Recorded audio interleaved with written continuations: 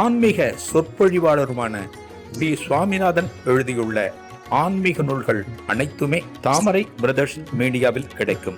மகாபிரிவா தொகுதிகள் தமிழிலும், மகாபிரிவா தொகுதிகள் ஆங்கிலத்திலும் இவர் எழுதியுள்ள நூல்கள் பல்லாயிரக்கணக்கான வாசகர்களிடையே பெரும் வரவேற்பை பெற்றது.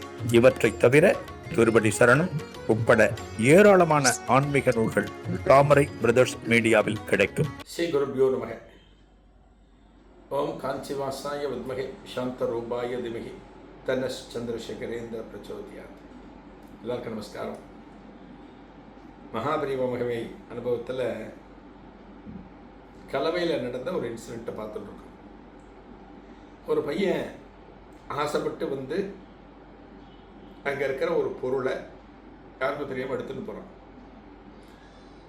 இந்த கேப்போட ஊழியர் ஒருத்தர் பிடிச்சிட்டேன், பெரியவட்ட கூப்பிட்டு வந்துட்டேன். போலீஸில் பிடிச்சி கொடுக்கலான்னு நினச்சேன், உங்கள்கிட்ட கூட்டின்னு வந்துட்டேன் அப்படிங்கிற, நல்லது பண்ணினேன் அப்படிங்கிற. இந்த பையன்கிட்ட பெரியவா விசாரிக்கிறேன். அப்புறம் சொல்கிறார் ஊழியர்கிட்ட, இவன் என்கிட்ட பேசி எந்த கிராமம்னு கேளு, இந்த கிராமத்துக்கு மடத்துலேருந்து ஒருத்தர் நினச்சி அவன் அப்பா அம்மா கூட்டின்னு வர சொல்லு அப்படிங்கிற. இந்த பையனை பெரியவா உட்கார சொல்லு. உட்காந்துக்கோ, உட்காந்துக்கோ. ஏதாவது சாப்பிட்றியா, பழம் சாப்பிட்றியா? பெரியவா கேட்க. இல்லை, உட்காந்து வச்சுட்டு உட்காந்துட்டான். அப்பாவை கூட்டின்னு வர சொல்லணும்னு பையனுக்கு இன்னும் கொஞ்சம் பயம் ஜாஸ்தியாக இருக்கு. அடடா, அப்பாவுக்கு விஷயம் தெரிஞ்சிடுமே, ஒன்றும் பண்ண முடியாது, ஓட முடியாது, உட்காந்துட்டான். அந்த ஊழியர் ஒருத்தர் அனுப்புகிறார், இந்த ஊருக்கு அனுப்புகிறார். அப்பா அம்மா பேருக்கு பையன்கிட்ட கேட்டுன்னு கூட்டின்னு வர சொல்கிறார். போய் ஒரு 45 மினிட்ஸில் கூட்டின்னு வந்துட்டார். அப்பா அம்மா கூட்டின்னு வந்துட்டார். இந்த அப்பா அம்மாவை நேர மகாபிரிவட்டை கூட்டின்னு வர, அவளை கூட்டின்னு வந்த மடத்தினுடைய சிப்பந்தி வந்தார். பையன் உட்கார்ந்து இருக்கிறத பார்க்குறார். அப்பா அம்மா பார்க்குறார். பெரிய மகான் நம்ம பகுதிக்கு வந்திருக்கார். அவருக்கு நமஸ்காரம் பண்ணுறார். சாமி, விஷயத்தை சொல்கிறேன், மகாபீர விஷயத்தை சொல்கிறேன். அப்பா அம்மாவுக்கு ரொம்ப பக்குவமாக சொல்கிறேன். குழந்தை வந்திருக்கான், ஆர்வத்தோடு வந்திருக்கான், இது சாப்பிட்ருக்கான், இது அந்த பொருளை பார்த்துருக்கான் போல இருக்கு, அவனுக்கு பிடிச்சிருந்தது போல இருக்கு, எடுத்துகிட்டு போயிருக்கான். இவர் மடத்தோட ஊழியர் பார்த்து பிடிச்சின்னு வந்துட்டு போலீஸ் பிடிச்சி கொடுக்கலாமோன்னு நினச்சிருக்க. அப்புறம் என்னோட ஞாபகம் வந்திருக்கு, சரி பெரியவா என்ன சொல்கிறாருன்னு பார்க்கலான்னு எங்கிட்ட கூட்டின்னு வந்தார். நான் தான் இந்த பையனை உட்காந்து வச்சுட்டு உங்களை கூட்டின்னு வர சொன்னேன் அப்படின்னு சொல்கிற போது இந்த அப்பா அம்மா 2 பேரோட கண்களில் தாரையாக சொல்ல முடியுது. ஒரு மகன் எந்த இடத்துல இருந்து பார்த்தால் பெற்றோர்களுக்கு சந்தோஷம் தரும் அப்படின்னா, ஒரு ஸ்கூலில் ஒரு விருது வாங்குகிற போது, ஒரு மேடையில் நல்ல விஷயத்தை பேசுகிற போது, பலராலும் பாராட்டப்படுகிற போது அதெல்லாம் பெருமை கொடுக்கும். ஆனால் அந்த பையன் ஒரு இடத்துல திருடிட்டு ஒரு இடத்துல உட்காந்து வச்சுருக்காங்க, என்ன தண்டனை கொடுக்க போகிறாங்கன்னு தெரியல, என்ன பண்ண போகிறாங்கன்னு தெரியலங்கிறது ஒரு அப்பா அம்மாவுக்கு தெரிஞ்சதுன்னா அது பெருமையா? 2 பேரும் அழறா.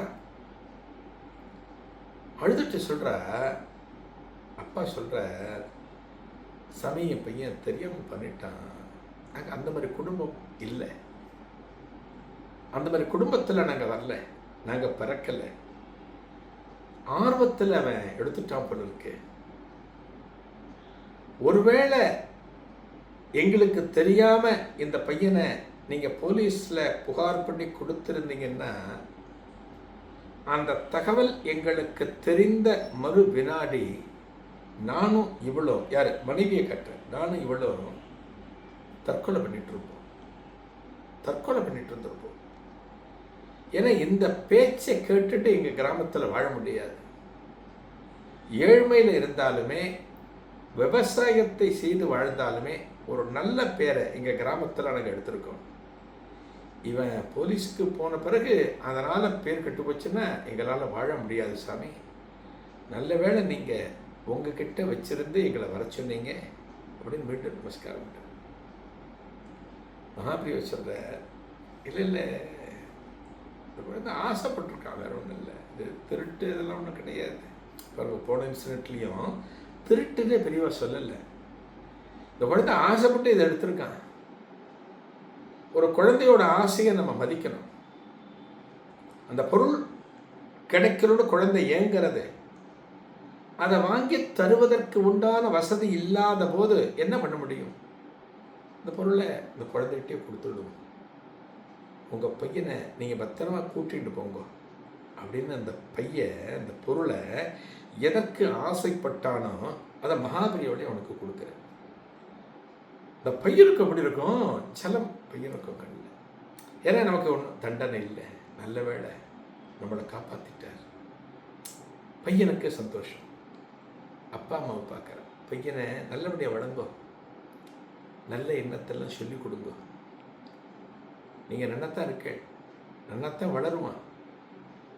இது போல் ஆசைலாம் வந்துடக்கூடாது சொல்லிட்டு இந்த அப்பா அம்மா 2 பேர் வந்திருக்கா இல்லையா, விவசாயிகள், உள்ள ஒரு சிப்பந்தியை கூப்பிட்டு அவள்கிட்ட வேஷ்டி புடவெல்லாம் கொண்டு வர சொல்லிட்டோம். வேஷ்டி புடவெல்லாம் கொண்டு வந்து அவளுக்கு கொடுத்து, பழங்களையும் கொடுத்து, பிரசாதத்தையும் கொடுத்து, அந்த அப்பா அம்மா கிட்ட கொடுத்துட்டு, பையனை ஜாக்கிரதையாக கூட்டின்னு போங்க, நீங்கள் க்ஷேமமாக இருப்பேன், பெரிய ஆசீர்வாதம். அப்படியே பாருங்க, இந்த பையன் திருடி இருக்கான், எடுத்துன்னு போகிறான் யாருக்கும் தெரியாமல்.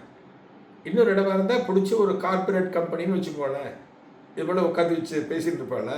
கிடையாது, நேராக போலீஸ்க்கு ஃபோன் பண்ணுவா, வருவா, கூட்டிகிட்டு போவா, அவ்வளோதான், முடிஞ்சு போச்சு அவள் வேலை. இங்கே பெரியவாட்ட தண்டனைங்கிறது கிடையாது, தவறை உணர்வதற்கு உண்டான சந்தர்ப்பத்தை கொடுப்பேன். அவ்வளோதான், இந்த சந்தர்ப்பத்தை கொடுப்பேன்.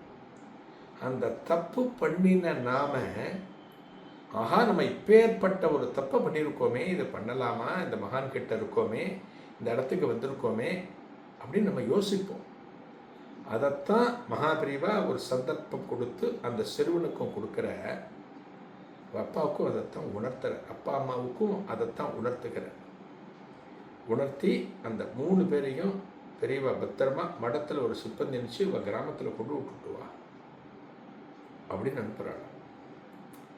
மகாபிரிவா அப்படின்னா அவ்வளோதான், அதுதான் மகாபிரிவா. நாளைய அனுபவத்தில் ஒரு புது நிகழ்ச்சியை, அடுத்த நிகழ்வில் புது நிகழ்வை காணலாம். நன்றி, வணக்கம். ஆன்மீக எழுத்தாளரும் ஆன்மீக சொற்பொழிவாளருமான பி. சுவாமிநாதன் எழுதியுள்ள ஆன்மீக நூல்கள் அனைத்துமே தாமரை பிரதர்ஸ் மீடியாவில் கிடைக்கும். மகாபிரிவா தொகுதிகள் தமிழிலும், மகாபிரிவா தொகுதிகள் ஆங்கிலத்திலும் இவர் எழுதியுள்ள நூல்கள் பல்லாயிரக்கணக்கான வாசகர்களிடையே பெரும் வரவேற்பை பெற்றது. இவற்றை தவிர திருப்படி சரணம் உட்பட ஏராளமான ஆன்மீக நூல்கள் தாமரை பிரதர்ஸ் மீடியாவில் கிடைக்கும்.